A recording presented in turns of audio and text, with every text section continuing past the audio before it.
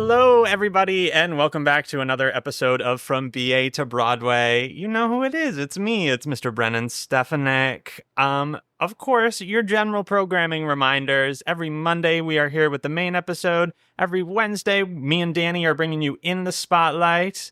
And yeah, folks, special event of the day. Today, I am here with Ms. Cara DiPietro.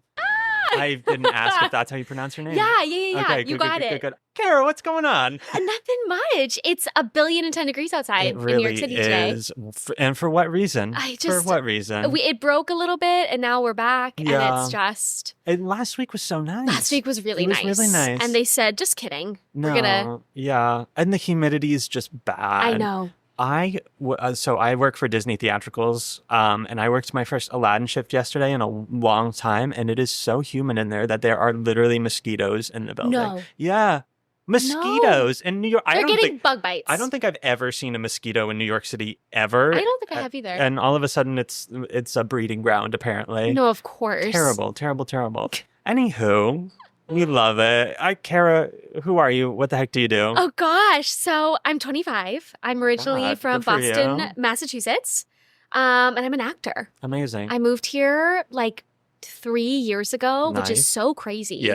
Yeah, that's kind of what I do. Rock and roll. The second question is usually, how do we know each other? But we kind of don't. Yeah, we kind of don't. We kind of met through social media, which I guess kind of bleeds into what we're going to talk about today. Of course. All of the world of mutual friends where I'm like, do you know this person and can vouch that I am not a psychopath? literally.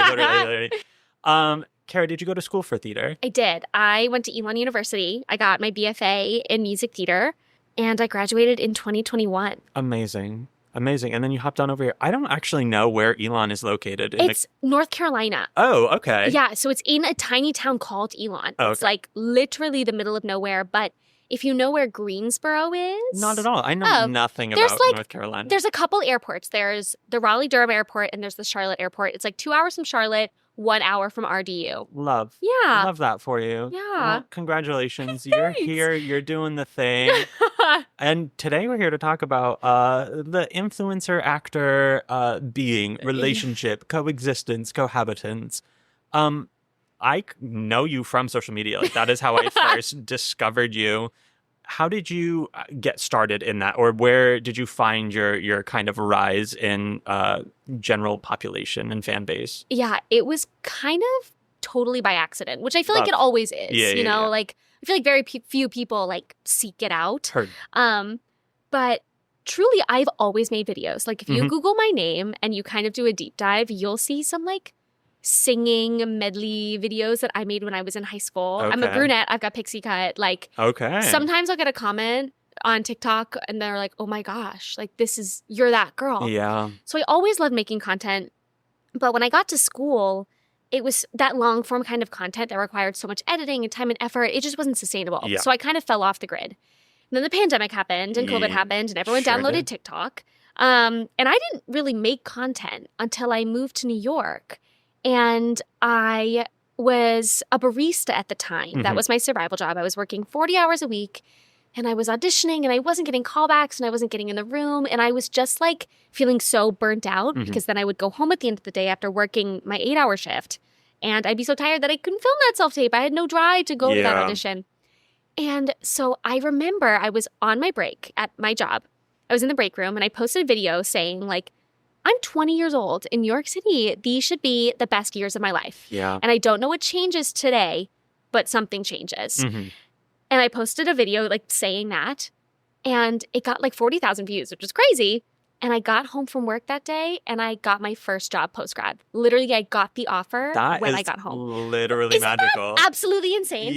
That's craziest story. Anyway, so I got that job and I made another video being like, oh my gosh, like today something really did change. And I just started, it was Little Women, which Amazing. I've gone on to do a couple of times and has been like a big part of my social media journey is different regional productions of Little Women. I love that.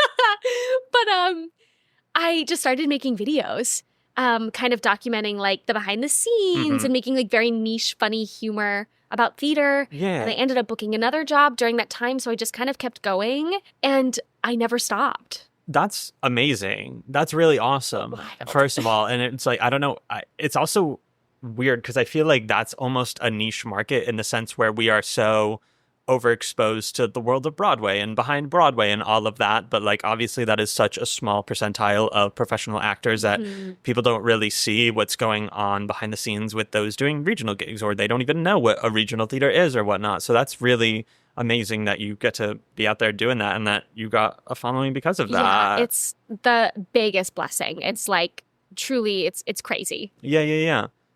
So then what do you have any like kind of like goals or brands in terms of like what you try and present and tell the people of the world through your social media? Yeah. So my goal always has been to be the person that I needed to see when I was younger. Amazing. So someone who was not just showing like a highlight reel, but like showing the highest highs and the lowest lows. Yeah. And my rule is if 14-year-old Cara needed to hear it, and it won't take anything from 25-year-old Cara to say, I'll say it. Amazing. And just kind of talking about like, you know, like sometimes you're going to go to auditions back to back and sometimes you're going to be cut from all of them. Yeah. Sometimes you're not going to book a job for months on end. Sometimes you need to not go to that audition because you're having a bad mental health day, or like you need to work 40 hours a week to support yourself here. You know, I wanted to show that other side of theater that wasn't this like big glamorous highlight reel, but showing like the reality of what it is, which is sometimes amazing and sometimes really hard. Yeah. And a big part of my platform is I talk a lot about like mental health. And so that's become a huge part of my content, Amazing. You know, whether it has to do with theater or not, but specifically in theater, just because we exist in an industry that like glamorizes this hustle and grind. Yeah, it's rough. Yeah, it's crazy. And we kind of cultivate that energy. And so I try to really make my content a safe space to like take care of yourself, you know? For sure. I don't feel like I see a lot of that in terms of like, I feel like I'm on theater talk, but I might not actually be on like actor talk, quote unquote. So I don't really feel as though I see all of that kind of what the life actually is, you know? So that's awesome that you're out there doing that. Do you feel like there is a community of that? I do. I feel like it's starting to grow. Like I always say, if I had TikTok when I was younger or Instagram and saw the people that I see today, I'd probably be a very different person and have a very different journey as far as my own health goes.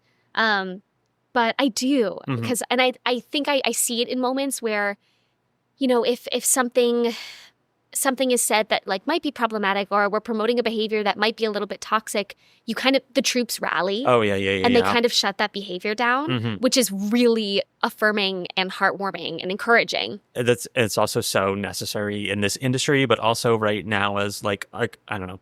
I feel like we're stepping into the generations kind of taking over like the producers' roles and all of that kind of stuff. So I think it's important to kind of air out all of that kind of the shady stuff, the shady behavior, and kind of like let our generation, I don't know, maybe a generation above us, maybe it's the millennials, like truly millennials that are like stepping into that right now. But yeah, that's amazing. First of all, rock and roll. Yeah, I feel like it was the pandemic of it all that really started, I mean, TikTok in general, but also like theater TikTok and actor TikTok. Like all of a sudden, like there were friends of mine that were blowing up for just doing like silly little things. And I was like, hello? Like, what's going on? Like, you're not a celebrity. I remember getting drunk with you in a basement. No, you that know? is truly it. That's been the funniest thing about getting older is that like now your friends are on Broadway and it's like, oh my gosh, we went to college together and did some crazy things. And now you are a real working professional. Like, exactly. You're producing now. Like that's my favorite part. Yeah. It's just so like, funny. On your days off and on our weekend trips, like we're still icing each other. Yes, like, of course. Oh, it's so funny. Oh my God, it really is. Which like, how amazing. I know. I feel like I also just grew up in a world where like adults were so put together, and I really was putting the pressure on myself that I had to be that. And now I'm here and I'm like, life is so silly. Yeah. Life is so silly, and humans are so silly. And like, I feel like every once in a while, the world's experience is like a silly thing. Like the Titanic submarine, where I'm just like, whoever thought that was a good idea? Yeah, like, what's people going on? are silly. But like, it's not enough where like the whole world is like, yes, we can all let loose a little bit. Yeah. So it's nice to see. I guess I think it is mostly our community that kind of does it too as well. Cause like, I think growing up, when I started doing community theater and there were like adults in shows with me, I was also like, oh, this is a different kind of an adult. Like, this is an adult that I could be. You know, they already like are accepting me as a part of their community. Like, this feels right. Yeah. So yeah, it's nice to see our friends and ourselves like kind of step into that world and be role models, which is so weird because I'm like, listen, I'm a lot of fun, but I don't know if anyone should be trying to be me. Oh my gosh, I totally hear that.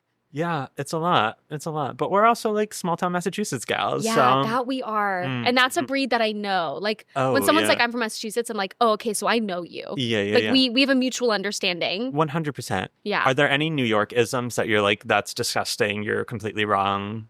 I'm New England through and through. Like, for example, mine is when like I'm in a store or a place and they're like next online instead of in line.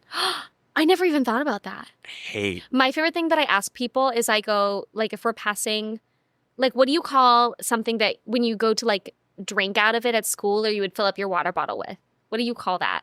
Oh, a bubbler? Yes, a bubbler. Yeah. And everyone calls it a water fountain. Yeah. Yes, okay. I think we might be the ones that are wrong in that one. No, we absolutely are the only ones that say that. But like, it's not heinous. No. It's not like nobody says it and they always look at you like it's the first time they've ever heard it. And I will die. That's a hill I'll die. Grow up. Get cultured. Grow up. Come to Massachusetts, I guess. Truly. New England. I'll give us the greater New England clout. I don't know. Yeah. That was like a tangent train. All aboard the tangent train. I'm the conductor. I love to hop on it. And it will happen many a time. But anywho, back to social media. I feel like, especially like during the pandemic too, like it became a performance outlet because all of a sudden we didn't have these places to perform. You weren't getting paid to perform, and people still needed to scratch that itch after like the first few weeks wore off of everyone just kind of like relaxing and getting ready, and then it kind of sunk in. It kind of then became this place where people could go and show off their talent and whatnot, and just, I don't know, do something. You know, it was necessary to create in whatever way. And like, I don't know, I was at home like playing with Legos and doing my puzzles and listening to my audiobooks, and that was like my entire existence, you know? I had to be some form of artistically fulfilled in some way, shape, or form. Yeah. I was in school. It was my junior year of college. So I was like taking virtual ballet classes at my like kitchen island. Crazy. Yeah, it was wild. There's like a really funny video of, for one of our dance classes, we would be taught a combo and then we would film it and send it back to our teacher just to like prove that we were actually learning it. Yeah. And there's a really funny video of me doing Hot Honey Rag and my dad's dog going through my legs at one point. God. And it was just like, that was pandemic core. Like that was us in our childhood bedrooms. Truly. Doing Hot Honey Rag. Yeah. To earn my BFA in music theater. Mm-hmm. But yeah, it was crazy. And I was kind of in a similar way. And I had a crazy pandemic experience because, not to like harsh the mood, go for it. Mom had passed away like weeks before. And my parents were separated and my brother was still in high school. So our like pandemic house was a random home that my dad and my now stepmom, but my dad's girlfriend at the time, had found to rent. Because they thought my brother would have to finish his senior year of high school. Then the pandemic happened. So we were in this random house in Dover, Massachusetts, by Bubbling Brook. Yeah. The ice cream place, for those who don't know. Great ice cream. But we were in a house. It was me, my brother, my dad, and my now stepmom, but dad's girlfriend at the time. So it was wild. Yeah. It was a crazy time. And it ended up being like a very formative time for our family. You know, I think back on that time very fondly. But it was like, what is going on? And then people are making like funny TikTok parodies of like different musicals and singing on the internet. And I'm like, what's going on? The Ratatouille. Wait, yeah, I forgot about that. Like, I actually vividly remember watching that with my family. I was like entranced in that whole situation. I was like, this generation of memers is insane. And I am so thrilled to be a part of it. I am so happy to witness it. We had a Broadway-sponsored Ratatouille musical performed on the internet. Yeah. What? Like that to me is the definition of commit to the bit. Yeah. Commit to the bit. They really did. That was like right when I started looking to move here, and like we did a day trip to look at places, and it was like on billboards and stuff. I was like, what's going on? I don't know. I don't know. But also, what happened? Bring it to Broadway. Where's the revival? Literally. It's messed up.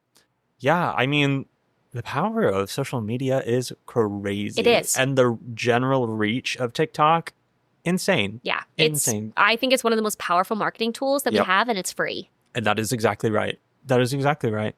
Do you find that being a creator is like, what is the pressure, I guess, of it? What is the commitment? How do you make it fit into your daily life? Yeah. Because you're an actor, and also that means you have a million other things to do. Yeah. So I know for me, something that's helpful for me is when I think of my content, like my content is about my life. Mm-hmm. So my life is my content. So a lot of times, like days like today, I've got like a busy day. I had an event this morning. We're doing this today. Mm-hmm. And I'm going to work at the restaurant that I work at tonight. So when I have days like this, where I know I'm not going to have time to sit down and film content, I'll look at my day and I will think, okay, like what could I film that I could utilize? Like what throughout my day could I use as content? So like, for instance, I'm like, great, I can do a vlog of today. That's easy. Mm-hmm. Or I'll batch content. I'll film content in the morning, or I'll film it the day before, and I'll draft it so it's ready to post as I go. Yeah. But the commitment has kind of ebbed and flowed as my platform has kind of grown. Because when I started making videos, like it wasn't for anyone but me. Yeah. And it was nice to have this little thing in my pocket that was creative and fun and just mine. Mm-hmm. That because so much of what we do and what we create is for other people. Yeah. And it's for other people to be judged, which is really hard. Totally. When you're an artist. And so this content was a way to like express myself creatively when I was working those 8-hour shifts. But over the last year and a half, it's also become a part of my income. Yeah. Which is a whole nother can of worms. So not only is it something that I love and enjoy, but it's also a way to support myself. Yeah. And so it's finding that balance of like, okay, how do I prioritize my life and my career as an artist, keep up my social media and continue to build this platform so I can financially support myself, but also keep my love for it? Because at the end of the day, like if you don't love it, why are you doing it? And my rule has always been like, if I don't want to post it, I won't. Like it has to be organic. Totally. And when it's not organic, it doesn't perform well. So it's kind of that whole like, I'm always reminded when I try to force myself. But I mean, there's this like audio like, try being an influencer for a day, which is so silly because it truly is like the easiest job. But like conceptually, but not in reality. It's a lot of work. Yeah, and like I have some friends who like influencing is what they do, and that is all they do. But I'm an actor. It's what I do. Yeah. And to me, social media is a tool. It's a tool to help me do the things and get to the places that I want to be. Totally. So finding that balance is tricky, and sometimes I feel like my brain never shuts off. Yeah. But I also love it, and it's changed my life. That's awesome. I mean, the drive really needs to be there, and I think that's something that people don't realize because they're like, wow, my life would be so much easier if I could just make videos and make money, but also like, then that is your life. Yeah. I joke that like my brain never shuts off. Yeah. Like and you have to like learn to work smarter, not harder, Like I've definitely learned how to work smarter, not harder, and the boundaries that I have to set and what like things help me to create the most content with like a feasible amount of effort and time. But it's a learning process, of course. Of course. But it's definitely not a like, oh, just like post a couple of videos. Like, no, like I was posting 2 to 3 videos every single day for the first 2 years. I didn't miss a day for 2 years. That's crazy. No, that's like absolutely cuckoo banana crazy. And maybe not sustainable, so maybe don't do that. But it did. I'm a bit more flexible about it now. But yeah. Wow. Crazy. Power to you. I don't even think I have the brain space to like even process. I mean, also like, I don't know. I have social media for this, and I'm still falling behind like with the TikTok of it all too. I'm like, because I have to, I record it, then I go back and I edit it, and then I have to go back and listen to it to find the content to then post. Absolutely. And then I've heard my voice so much, and I'm... Yes, and when you're doing it all yourself, it's really hard. Like I know for me, there was a time when I was like, because I have my theater agents who I love so dearly, But when I was doing social media, because I don't just make content about theater, I make a lot of lifestyle content. So I work with like a lot of like lifestyle brands and beauty brands and like mental health organizations, all this kind of stuff. But I was like fielding my own personal inbox, doing my own brand outreach, negotiating my own contracts, while also like being an actor and submitting auditions and tapes and all that kind of stuff. And so in the last year and a half, I now have like a social media management team. Okay, wow. Which has been a game changer. That rocks. So now they field my inbox.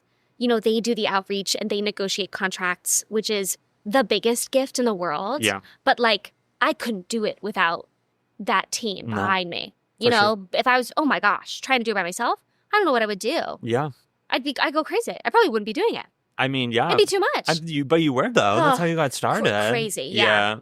It's the baby steps. It's absolutely. I'm very excited for the day that I get to pay people to do all the things I don't want to do. Yes, when you can email your assistant and your coworkers and say, hey. Absolutely. Hey, I'm on my private jet to Hollywood. Absolutely. I'm actually going to my private island. I'm going to my house in the Hamptons that I own. Exactly. Have fun without me. Oh, my God. I can't wait. I don't know what I'm going to do if I don't end up with substantial wealth. Which sounds so superficial, but also I'm just like, there's so many things I want to do. So much I want to do. And they all just cost so much money. Exactly. You know, I want to go get a frozen margarita right now. I can't do that. No, I got to pay rent. Rent was just due. It is the first of the month. Yeah. Like, rent. Oh, yeah. Yeah. Oh, God. Oh, well. Yeah. Electric bill this month? Crazy. Yeah, crazy. Doubled what it was. Absolutely. I'm convinced I use the same amount of electricity. Like, it's just been hot. Yeah, it's just been hot. I don't know. So bad. I can't do... Why? You know? It's so... And every year it gets worse. Yeah. And I'm always surprised. I'm always like, what? I know. Like, it's 1 billion degrees. Mm-hmm. Yeah. Well, I don't know. I like it this way. I like the surprise. Have you found that you have gained like reach in your career through the social media? Like, are you being recognized when you're going into the room? Like, you're getting sponsorships, invitations to things, and like that. Like, how has that kind of evolved over time and looked like in terms of the career aspect of it all? Yeah, I mean, the short answer is yeah, in a very like kind of niche and nuanced way. Like all things are in theater, you know, like you meet one person and it leads to the next. It's all about who you know. Yeah, it is. And I just didn't know that. Like they say it, but but no one told me in college how many jobs you get that you don't audition for. Exactly. Or like how many rooms you get in just by a name on your resume. Like I had no idea. But absolutely. I think back to like very specific moments and meeting certain people that like my social media has like gotten me into the room and it's gotten me that first thing that allowed me to meet this person, allowed me to do this concert with this person or do this show with this person who needed like something for their show. Yeah. And I'll never kind of forget where I was the first time that I really realized that. And I think I was literally opening a cooler of Trulies at a Broadway Plus event. Wow. And because it was so heavy. And I was like, oh, wait, here, like, I'm going to hold it open for you. And they introduced themselves as a casting director. And they were like, I've seen your videos. Crazy. And I was like, what?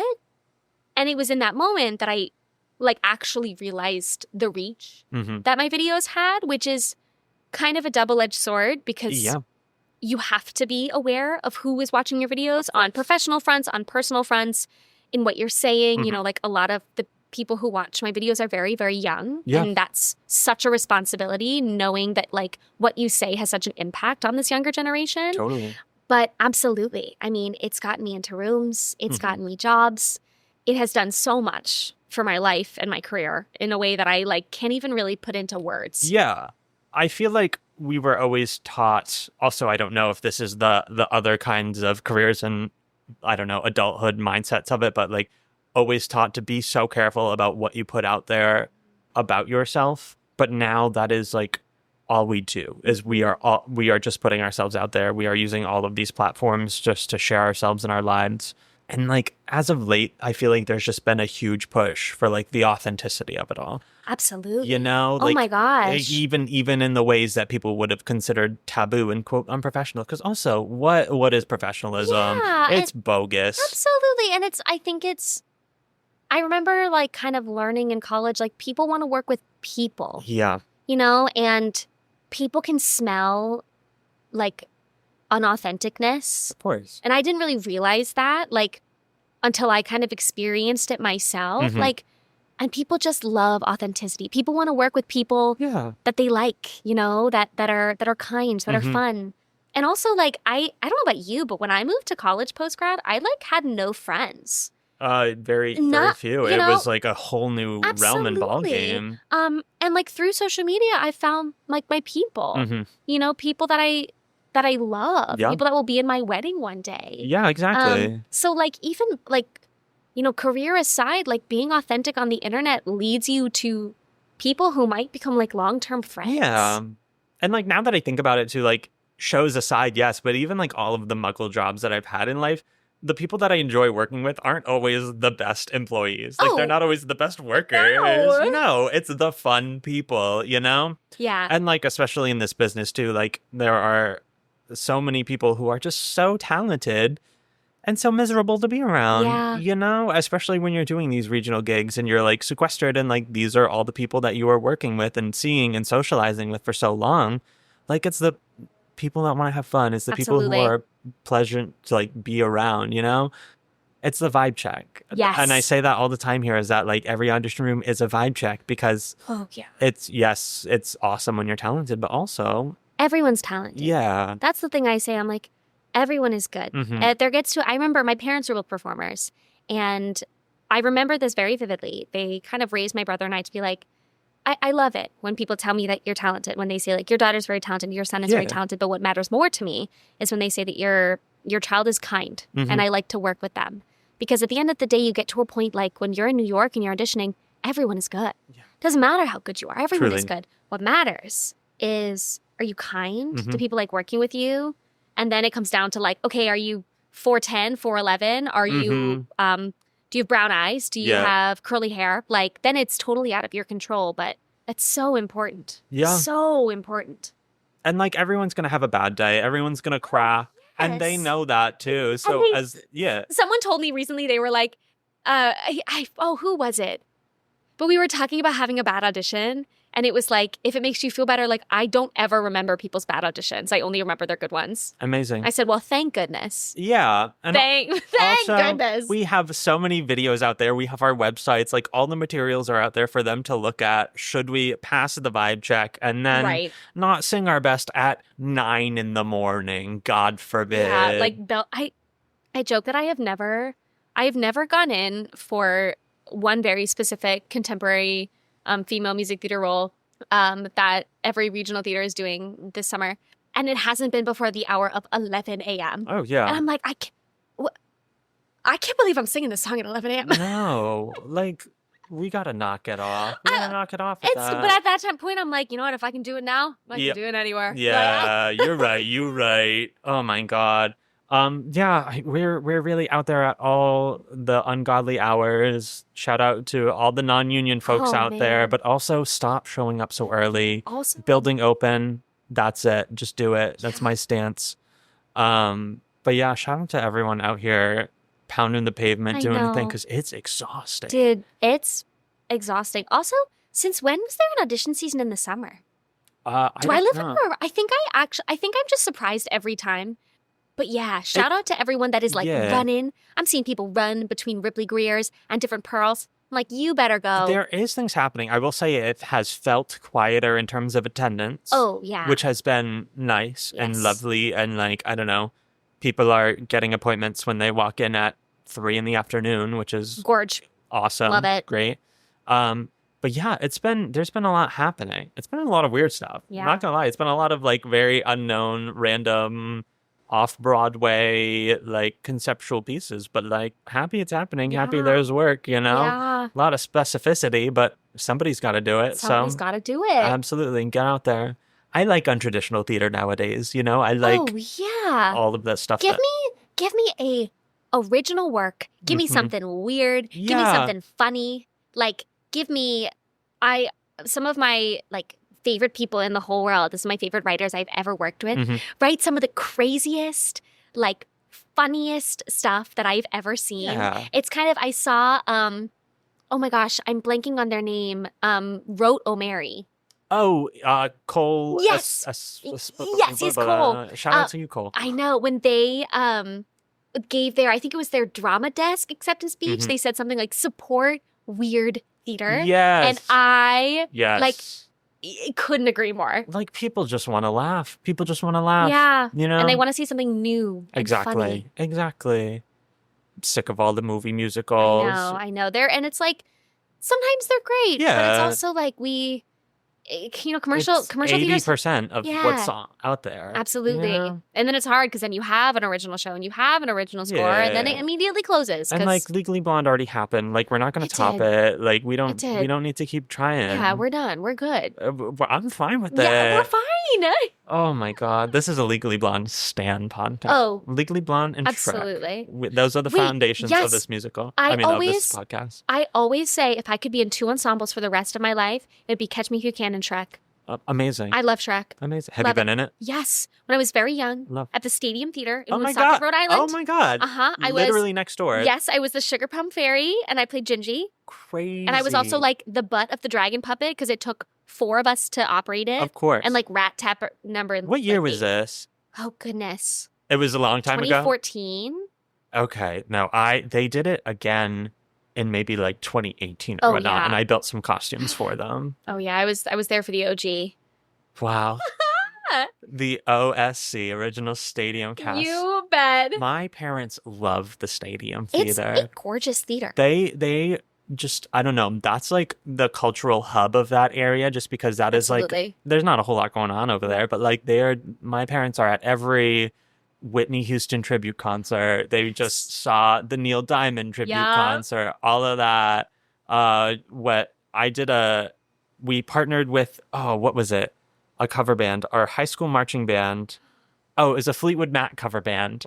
They had a Fleetwood Mac tribute show, and our marching band collabed with them for one number. And Incredible. It was sensational for that very small part of New England. I know, that very small little area. Yeah.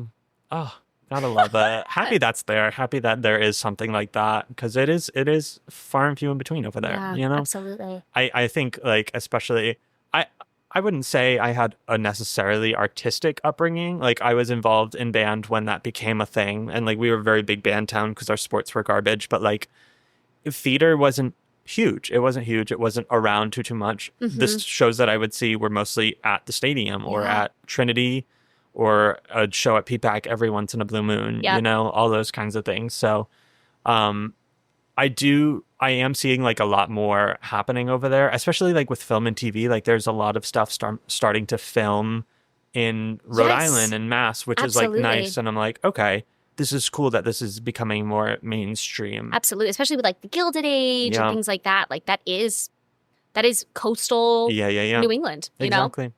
Yeah, it's just nice. It's great. And also, like, once again, I think it probably has a lot to do with the exposure via the internet and all of that jazz that is starting to become normalized and whatnot, which I think it's just so nice. And like, I am so happy for all of the little Brennans out there who are going to get to see that as a viable option. And just like, I don't know, I didn't know what I wanted to do when I grew up. Like, I didn't have a drive in anything. So like, just the idea that there are things out there that are fun that you can do, you know, and have fun and not be the traditional white picket fence adult, you know, because it's not something that everyone can see themselves in. And life in adulthood is so much more daunting. Absolutely. And it's so different. And it's so different. Like, I was just sitting at my friend's baby shower. And a bunch of us had been in her wedding. We're also there, and it had been like 3 years. And we were all just kind of catching up. And I kid you not, every single girl at that table since the wedding had either gotten married, had been engaged, or had a baby in their arms, or was pregnant. And everyone was like, "What's new with you?" I was like, "Nothing, absolutely nothing. I'm in the same apartment, doing the same thing. Like, literally nothing is different." Saw a dog the other day. Yeah, like nothing has changed, but it is very interesting because when you choose a field like what we do, that is so unpredictable. Like, your life isn't always going to look like the lives of the people that you grew up with. And like, that's okay. You know, like, there's no timeline. when oftentimes like you look back at when your parents had you and what your friends are doing. Like all my friends are getting engaged. All my friends are getting married. Like I have friends that are getting pregnant and having kids. Crazy. I know. And to me, like those are all things I want to do. But my timeline isn't now. No. You know? No. There's so many things that I would like to accomplish before I consider that. And you just never know what life is going to throw your way. Exactly. During that time.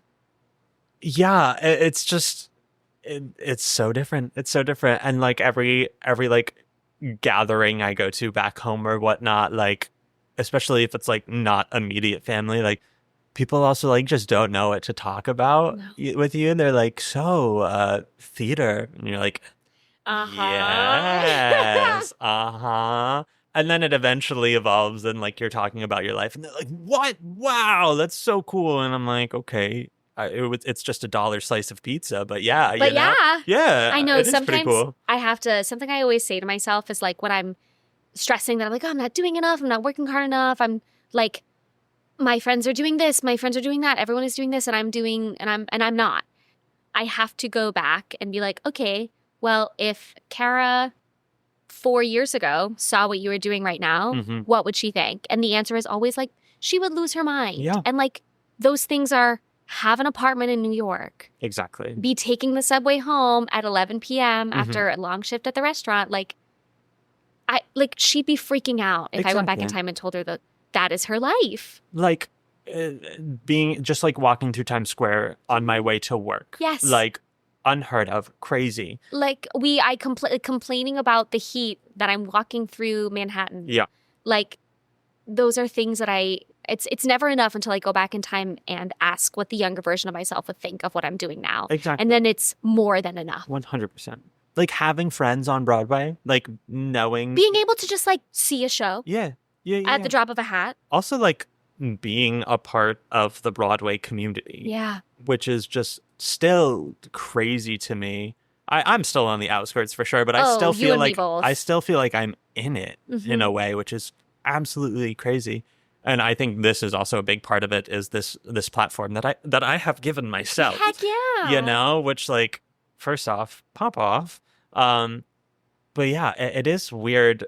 It's kind of a weird dichotomy of being a part of the community but not being like in the main part of what that community is. Yeah, I totally hear that. I like remember being at a bar once and kind of like looking around and like being with my friends and my peers and kind of realizing I was like, oh gosh, I'm the only one here that isn't either on Broadway or has been. And that was kind of one of those moments where you're like, oh, I should be doing more. I should be doing enough. And then I have to remind myself that I'm 25 American years old. Yeah. But also it's, I think it gives you and I a very unique perspective. Because like, would I love to be on Broadway? Sure. Absolutely. Of course. That sounds fantastic. And so does that paycheck. But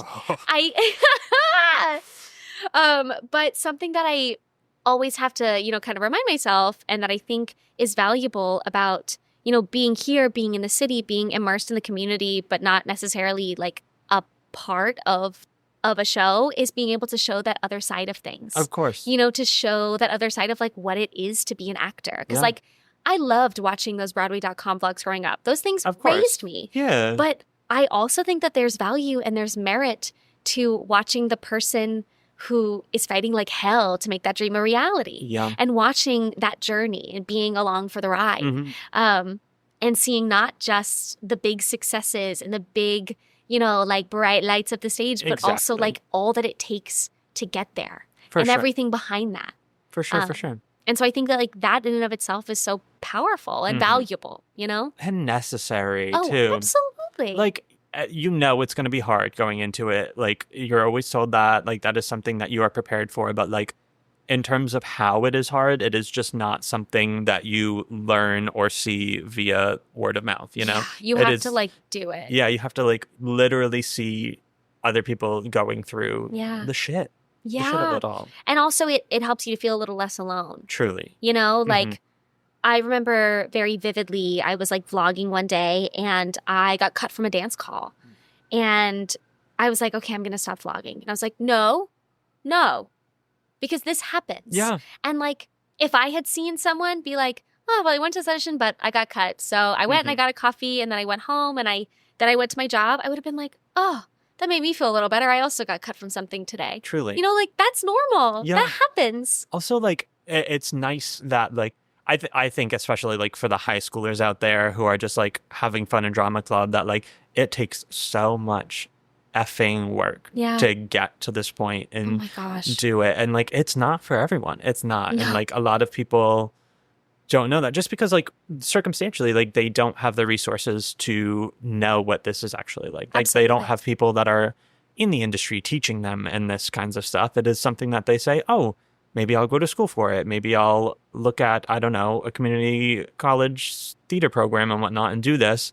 And then it's just completely dumbfounded. Absolutely. Like that, I went to a state school, and that was like still a lot of my experience was like learning just how, I mean, that's why we're sitting here, quite frankly, is because that is what you have to learn. So it's nice to also like give people the realistic expectations, you know? Or just the like I always say like half of my comments, especially this time of year when like college audition season is starting back up, I get so many questions just about like the business and like, how do you find auditions? How did you get an agent? Exactly. How did you like, how do you not get nervous for auditions? Like, how did you do college auditions? You know, I get so much of that because people are getting their education from social media. Yeah. It's free. It's a tool. So true. Oh my gosh. Like, absolutely. So like something like this kind of a podcast is so important and so valuable because not everyone has thousands and thousands of dollars to, one, go to school, but two, audition for them. Truly. You know, to even have the ability to apply and audition for these schools is such a privilege. This kind of education is such a privilege that only a handful of people get. Truly. You know? And it's not the only option either. Oh my gosh. I love meeting people who didn't get BFAs. Exactly. And I think it's so exciting. That's something I talked about a lot on social media is like, guys, go in the programs and look. Like, a lot of people never went to school. No. Some people have degrees in totally different things. Yep. You know, like we're told that there is one path to success. And while that path is often fruitful, yes, for and sure, it works for a lot of people, it's not the only way. And it's for the majority of people not something that's wildly attainable. It's for most. Absolutely. And like also like getting the education of the skills is one thing, but there's also the grit that you need to have and the grit that you need to learn, and that it does not always come from those programs, and it does not always come from the things that money is buying. More often than not, it is not coming from that. So like it's also so important that that is put out there, like the sheer tenacity that you need to have, the I don't know, I'm not going to say workmanship because that feels silly to me, but like the drive, the passion. Even if the drive isn't there, just the ability to know that you have to do it. Yeah. You have to do it, you know, just because that is, if this is truly what is going to make you happy in life, then you need to do it. You need to fight for it. Yeah. Even on the days where it is impossible. Yeah. And something I love and I will always highlight and repost and share is when actors kind of share that, because a lot of times I know I will see actors and peers, especially kind of around our age, who like have obviously worked so incredibly hard, but got lucky and had that one audition. Truly. And right out of school, you know, bam, they got it. And it's incredible. And you see that and you think that that's the majority of the people, and you think that that is what has to happen, and that your time has passed and that you're running out of time. And I live and I die for the videos. I saw one yesterday and it was like Idina Menzel, like, did Wicked when she was 32. Crazy. Kristen Chenoweth, I think, was 34. Crazy. You know, like, that's the norm. Yeah. Like, it is the auditioning over and over again. It is the years of rejection. It is the years of almosts and maybes, but no's. Yeah. You know, like, it's about the long game. So when I see people who were in it for the long game and it came to fruition, like, that I try to hyperfixate on to remind myself, like, that's what it is. So true. You know? I also think that when you are young, the 30s are so unconceivable. Yeah, like I feel like you can look at you're like, I know what the 20s are. Like that makes sense. I know what the 40s are. Like my parents are 40. Like that is what the 40s are. What is that? I know. What is anything with a 3 But in it? I do keep hearing and I keep seeing like the TikTok girlies be like, guys, the 30s are it. So I'm thrilled. Yeah, I can't wait. I'm going to live my 20s out. I'm going to have a grand old Mhm. time. And the 30s, I can't wait. I'm like starting to feel ready for the 30s, which is crazy and like, oh, you know, but like, yeah, no, truly, like growing up, even I feel like until like a couple years ago, I was like, what is that? I know. What is that? Oh, and we're told to like, aging is so demonized. Mhm. And we could talk about that like societally for Of hours course. and hours. But like, what a gift it is to be older. What a gift it Yeah. is to grow older. Like, I have learned that. I lost a lot of people very quickly and very suddenly in my Mhm. life. And some of them very young. Yeah, And it's like, it puts things into such perspective. Truly. Like, what an honor it is to age. What a privilege it is. yeah, What a gift. and to age gracefully. Yeah. Oh, love it. God bless. My gosh. Lather on that skincare and hope for the best. Truly, dear God. Oh my God. Yeah. What a wild time. I know. That we chose this. We're here. We're doing this. In light of all of like the truthfulness of it all, like, is there anything that you have found potentially hindering or that you are like extra careful of in this social media world? Go for it. Yeah. So I think kind of the biggest lesson is you never know who's watching. Yes. And I just kind of automatically assume that everyone is. Mhm. And the thing that I always joke about is I joke with people that like, you're crazy if you think I ever post anything by accident. Yeah. Like, yeah. Sometimes things are very lighthearted and funny, but like, I'm very intentional Mhm. about what I post because to me, social media is a tool. Yeah. And how I use that tool is different depending on my situation and what Mhm. I'm doing. But at the end of the day, like, it's a tool and it's a means to an end. Totally. I also have kind of had to like learn the hard way, like what my boundaries are and like what I can and can't talk about, Totally. what things I keep private. So like I've been in a relationship for almost 7 years Mhm. and I very rarely talk about that on the internet. One, because he doesn't really have social media. Yeah. Like he literally doesn't have TikTok, which is great for our relationship. That Just keep rocks. that separate. Yeah. But also because he doesn't like it. Mhm. And like I've watched some friends who have larger platforms, it's really taken a toll on their relationship. Yeah. And like I'm asking to put my life on social media. He's not. For sure. And so every now and then I'll mention him like recently he was in a video and everyone lost their minds. It's so funny when that happens. Like every now and then he makes a guest appearance and like, Aww. yeah, it's very funny. But yeah, that's something I protect. Also something there was like this whole era, I feel like, of sharing our self-tapes. Oh And my God. which is like everyone can do whatever Yeah. they want. And I did that for a time. But in the last like year, I've become very protective over what I'm auditioning for and what I'm submitting for. So Yep. like I will never, if I'm posting like a day in the life vlog Mhm. and I go to an audition, I'll post that vlog like 4 days after the fact. Mhm. I'll post everything out of time. I never share what I'm auditioning for. I never share what I'm going in for.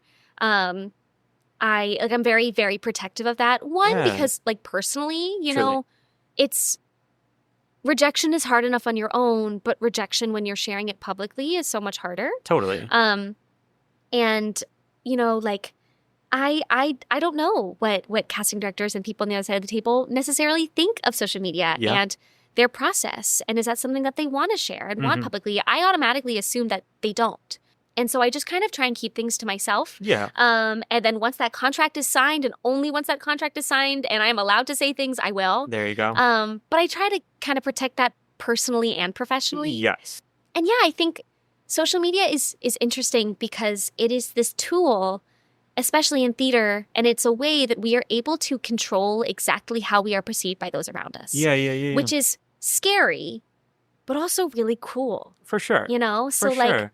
a boundary I had to set personally was I was doing press days and like working freelancing with different marketing agencies for shows.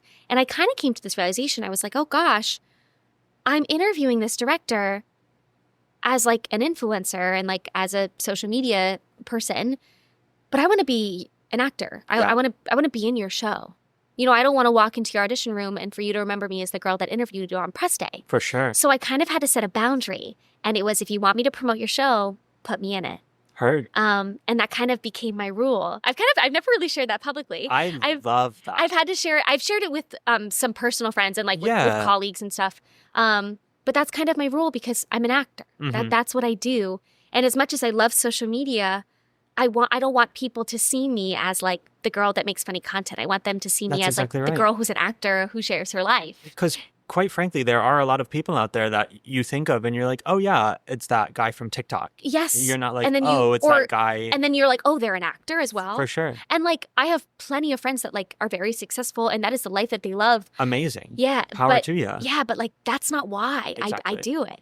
And so like, that's a rule and a boundary. I love that. That I had to set. Props to you. Thank you. It was, I've gotten a lot better at saying no and setting boundaries in the last year. I was if you asked me a year ago this time, I didn't know how to say the word no. Yeah. Well, I mean, we're always told you have to say yes to everything. Oh, you never know who you're going to meet. You have to go to this thing. And like, yes, that can be true in some extent. Yeah. Yes. To some context. But if there are ways that it might potentially actively hurt you in what you are there to truly do, then absolutely. You got to be smart about that. You yeah. do. And like, I don't know, the professionalism of it all too. I really like that you don't really share necessarily what shows you are going in for and that stuff, because like people will talk about professionalism being what you wear, how you speak, whatnot. Don't swear. Yada yada. Actors fucking swear. Yes. Newsflash, actors fucking swear. That's why I say that on the podcast. But like, it is truly just like being able to respect others' boundaries, you know, at the most personal level. Yeah. Like, because quite frankly, if you're posting about what you're auditioning for, then all of a sudden, if it gets clout, then this show is going to be bombarded by people saying, why aren't you casting this person? Yeah. And you don't want to cast someone because of people in an outrage. Right. You know? And like, who's to say like, then maybe the team might form an opinion about you before you're even in the room. Exactly. And like, I know for like, I think if you're going to share your life on social media, like there's a lot of creators and theater TikTokers who like make theater content, but aren't like lifestyle creators. Exactly. So you don't like kind of know the ins and outs of their life. Like, you know my dog's name. I always joke that like I share so much on the internet, so much private information. And like I joke about it a lot, you know, like there's this like long running bit that like I flashed at my first big audition in New York when I was 18 years old. I flashed both audition rooms in the dance call. And like I've gone into scenarios later in life and people have recognized me as that girl. And so whenever people are like, I had a really bad audition, and I'm like, it's okay. I promise you it's going to be okay. And this is why. And like I share all of that crazy stuff online. But if you're going to share all those like personal stuff, like I share a lot about grief and I share a lot about like my personal mental health struggles. You've got to have some things that are only for you to balance it out. For or like sure. Your life can't be about the content you make. Your content has to be about your life. Exactly. So there's got to be some kind of a give and take. Truly. There needs to be some escape. There needs to be something for you outside of it. And like, we also live in the fangirl era of like everyone. I mean, also like, I listen to podcasts. I watch shows. That in terms of like reality, there are some times where I'm like, oh, I don't actually know this person. I just feel like I do because I am just listening to them 24/7 or whatnot. And it when you are the person, you need to feel like you have something separate because these people don't know you. They don't know your life. And that's been a lesson that I'm starting to, that I've never like kind of caught me off guard over the last like month or so. And it's, I'm learning how to kind of deal with that. Yeah. Because I do share so much of my life, and there's nothing greater than when someone is like, I feel like you're my friend. Yeah. But it is learning how to navigate those like kind of parasocial relationships where it's like you do know so much about me, and I, you know, my whole life and my whole kind of brand is that being personable and you know, like really relating to people on that deeper level, but it's also learning how to balance it and be like, wait, I'm also a person, and how do I, you know, protect my peace and kind of clock in and out of my own life. Truly. You know? And like, I guess a huge part of it is also because it's like, why me? Like, yeah, right? Me? People want to get to know me? I always say, I'm going to swear, who the fuck am I? Truly. Like, people say things to me sometimes, and I'm like, what? Like, because to me, I'm like, who? We talk about like, you know, the people that we used to like idolize and watch when we were younger. And I'm like, gosh, who the fuck am I? Like, I like forgot to put on deodorant this morning and had to stop at CVS to like pick one up. Like I'm a mess. Yeah. Like I'm still thinking about that awkward interaction I had with the cashier yesterday where I said something silly or I stumbled on my words. Like, hello. I know, it's so funny. Like I say it all the time. Like, who the heck am I? It is. It's very strange. I watched an interview with Audra McDonald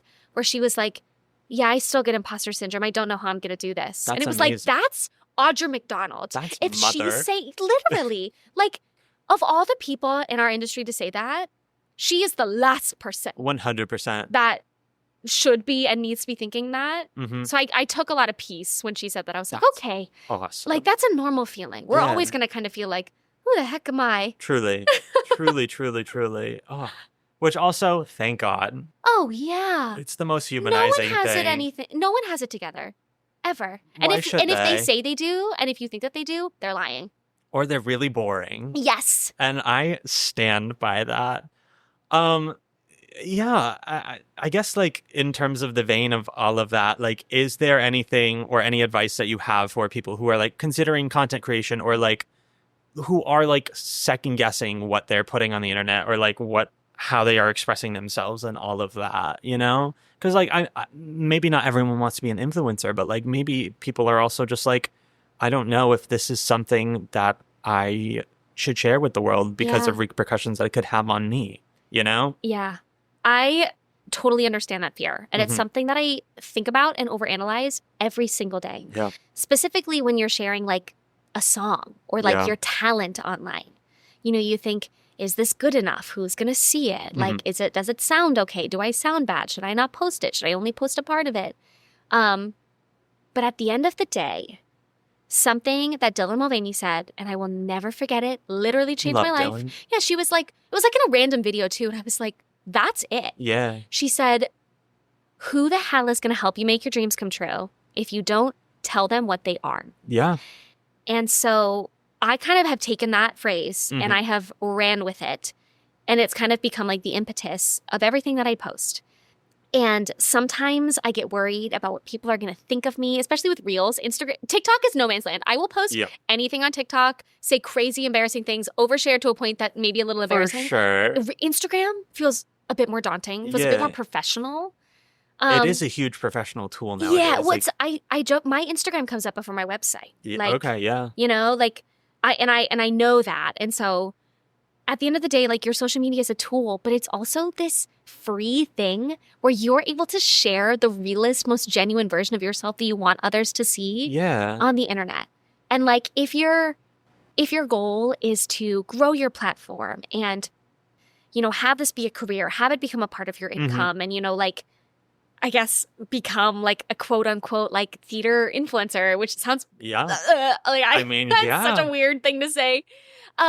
Like there are definitely like strategic things that you can do, but at the end of the day, like if you're not posting for you, Mm-hmm. if your posting doesn't bring you joy, if the content you are making doesn't fill your soul, then why are you doing it?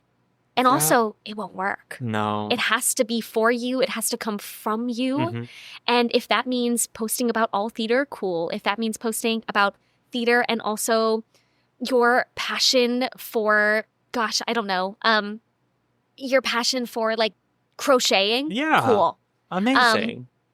But like your social media, we have this gift in the palm of our hands Mhm. to express ourselves in the most genuine, free way on the planet. Yes. And it can be as creative as you want. Truly.